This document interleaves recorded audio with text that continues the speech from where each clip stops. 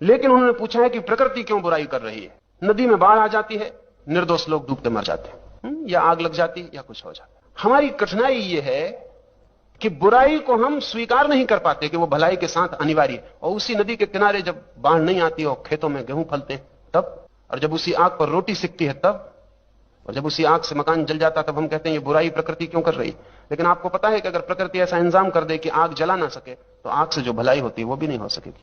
और प्रकृति ऐसा इंतजाम कर दे कि नदी में पानी ना आए तो फिर ठीक है, फिर भलाई भी नहीं होगी, बुराई भी नहीं होगी। हमारी कठिनाई यह है कि हम अपने को जगत के केंद्र में रख के सोचते हैं कि हमारे हित में जो हो रहा है वो भलाई और हमारे अहित में जो हो रहा है बुराई। लेकिन हम ये नहीं सोचते कि जिस कारण से हित हो रहा है उसी कारण से अहित होता है, और कारण को अगर हटाना है तो दोनों चीजें बंद हो जाएंगी। जब मैं किसी को प्रेम करता हूं तो मुझे जान ही लेना चाहिए कि प्रेम टूट भी सकता है, टूटेगा ही। जो जुड़ता है वो टूटता है, जो बनता है वो मिटता है।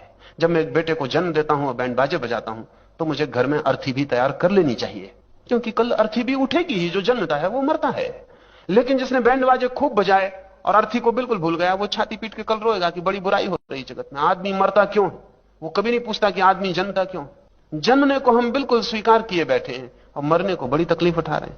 अब ये भी इनको बुराई क्यों मालूम पड़ती है मित्र को कि नदी आ जाती, निर्दोष लोग मर जाते। इनका मतलब यह कि दोषी मरे तो चलेगा। दोषी कौन है? जिसने आपकी पार्टी को वोट नहीं दिया।